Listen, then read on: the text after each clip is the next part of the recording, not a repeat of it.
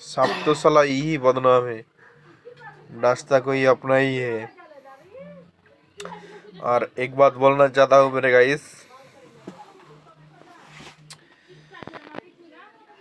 একটা জিনিস বোঝা খুবই মুশকিল, কেননা মানুষের মনে কতটা বিষ আছে জবানে সেটা বোঝা খুবই মুশকিল।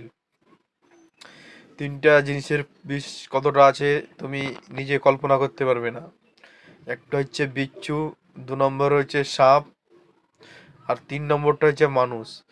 তীর, তলোয়ার আর খঞ্জর, তিনটে বস্তু অবশ্যই লড়াই করছিল, আর একজন ব্যক্তি সাইড থেকে হাসছিল। তো সব থেকে বড় ঘাও দিবে যে মুস্কুরাচ্ছে, যে হাসতে, সেই লোকটাই। তাই দেখে তারওয়ার, তীর এরা তিনজনাই টেনশনে পড়ে গেছে, বুঝতে লাগাইস, কেননা তার থেকে বড় ঘাও কেউ দিতে পারে না।